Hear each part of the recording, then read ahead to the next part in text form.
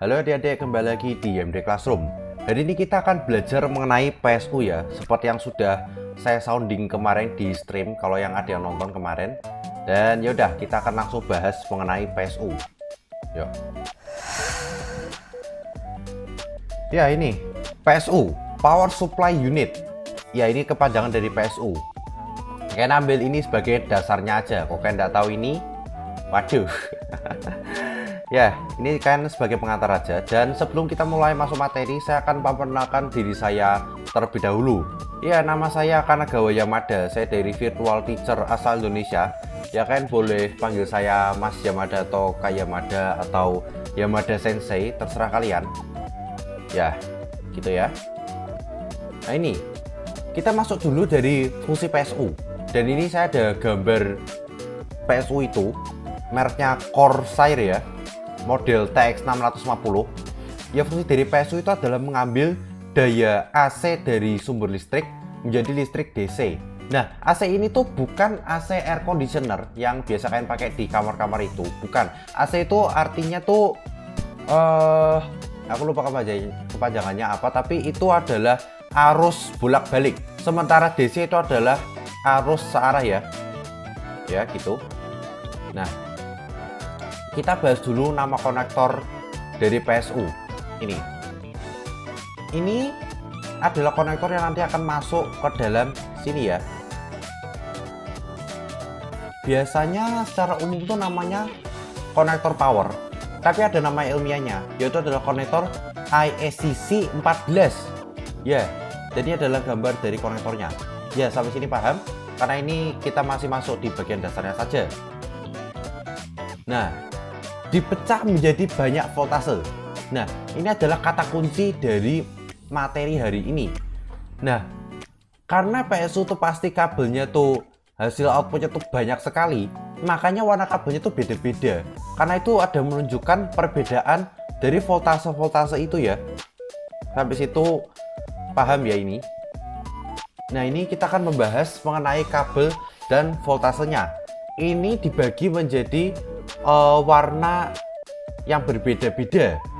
Ini misalnya kita punya warna kuning yang menunjukkan 12 voltase, merah 5 voltase, orange plus 3,3 voltase, biru negatif 12 voltase, putih negatif 5 voltase, ungu positif 5 voltase, SB, dan hitam itu ground.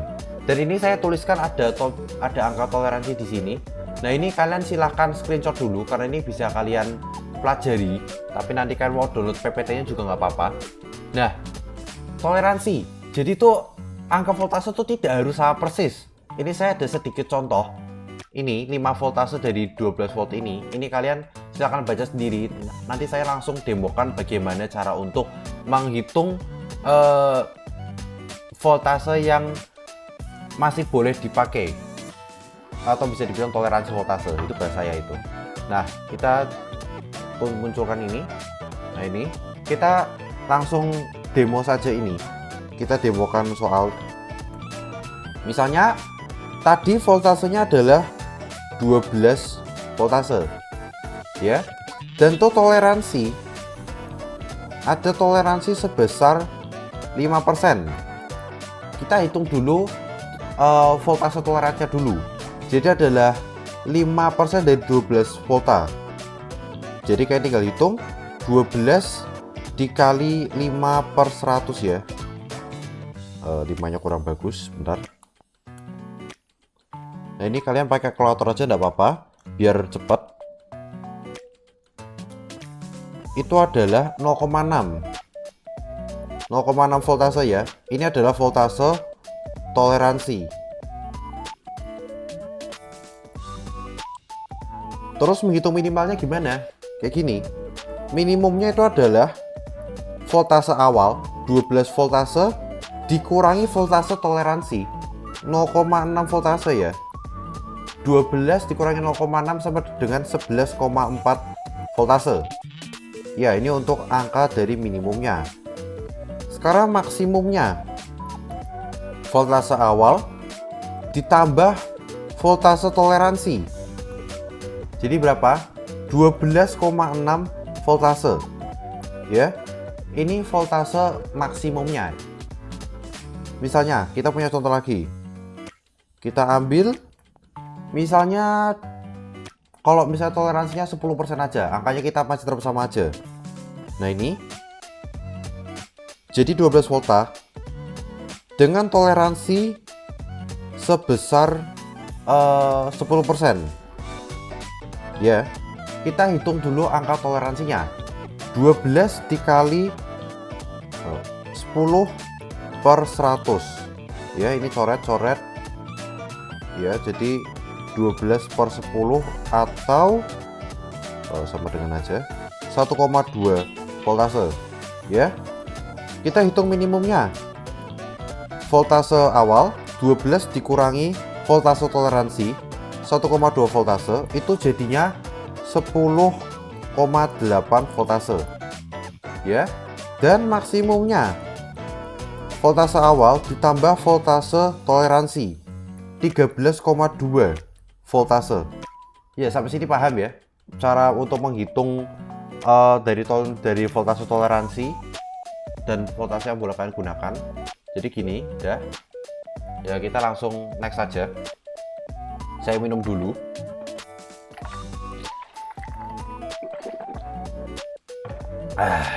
Ya, ini adalah konektor dari PSU. Namanya konektor molek ya. Ya, ini adalah contoh gambarnya. Ini namanya konektor molek. Ya, terus ini misalnya kalian punya konektor ke harddisk yang itu warnanya kuning, merah, dan hitam. Nah, kalian translate itu dulu toh. 12 voltase untuk kuning, merah 5 voltase, dan hitam itu ground. Nah, harus tepat 12 voltase? Enggak, karena masing-masing punya toleransi. Nah, ini berkaitan dengan sebelumnya ya, slide sebelumnya. Oke. Dan ini kalau misalnya kalian mau beli PSU, kalau kalian mau beli PSU, cek dulu distribusi arusnya. Jadi kalau misalnya kalian punya PC tiba-tiba tuh rusak, kalian banyak cek PSU terlebih dahulu.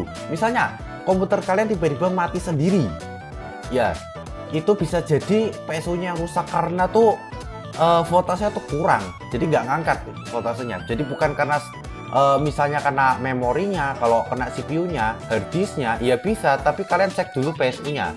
Ini nggak berlaku untuk laptop ya, karena kalau laptop itu PSU-nya tuh bukan bentuknya kayak gini. Ya power sih masih ada, karena kebanyakan karena semua laptop pasti pakai baterai ya.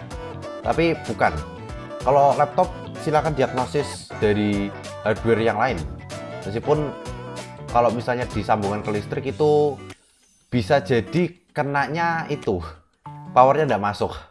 Ya, ini kita bahas reparasi itu di video yang lain lah. Ini kalau misalnya kita bahas ini malah jalar materinya. Ya, misal kurang voltase, undervolt, ini masih tidak apa-apa. Ini nggak terlalu rusak karena konsekuensinya pertama itu bisa ngerestart sendiri, ya kayak yang tadi tuh. Terus tiba-tiba kalian pakai, tau-tau ngehang itu. Dan ngehangnya itu terlalu sering. Ini agak bahaya nih. Terus kemudian mati, atau nggak mau nyala. Itu karena voltasenya tuh pasti kurang dan ngangkat sedikit pun tidak, makanya tuh mati total. Kalau lebih voltase, namanya overvolt. Nah, ini yang bahaya karena ini bisa merusak komponen komputer. Misalnya harddisk kalian cuma butuh 12 volt, ini kelebihan 13 volt, itu nggak boleh. Itu bisa langsung rusak gitu. Tapi toleransinya masih bisa kelihatan ya kalau 12 volt itu. Ada toleransinya, nanti kita coba perhatikan di slide selanjutnya. Misalnya yang lebih ekstrim 15 volt, ya itu udah bahaya itu. Langsung meledak itu. Ya nggak meledak sih maksudnya sih. Ya beginilah. Untuk ukur PSU kayak bisa pakai multimeter, tapi itu repot karena kalian harus ukur satu-satu. Ini ada yang namanya PSU tester. Nah, tinggal tancap tadi keluar hasilnya. Nah, itu gambarnya itu. Power supply tester. Nah, jadi tapi kan mau ngecek itu, jangan langsung ambil kesimpulan dalam waktu singkat. Misalnya kalian colok, terus hasilnya begini, normal. Nah, itu jangan itu. Soalnya dayanya itu bisa berubah. Kalian colok, kalian perhatikan hasilnya misalnya agak lama. Misal 30 menit kalian lihatin itu, kalau angkanya stabil, itu kemungkinan berarti sudah oke, atau emang sudah oke kayak gitu. Ya, jadi ini untuk pembahasan mengenai PSU. Dan ya, terima kasih sudah mau mendengarkan gampangannya materi dari saya. Ini biasa PPT sudah bisa kalian download di deskripsi video. Dan terima kasih. Dan sebentar ini saya ada, nah ini kan saya ada sosial media saya. Ini ada Instagram dan sebelah adalah X. Kemudian saya punya thread juga, nama username juga sama. Kalian buka Twitter juga, buka Instagram juga pasti nemu thread saya. Jadi begitu ya, terima kasih. Dan jangan lupa like, comment, subscribe, dan bagikan kepada teman-teman kalian yang membutuhkan. Makasih.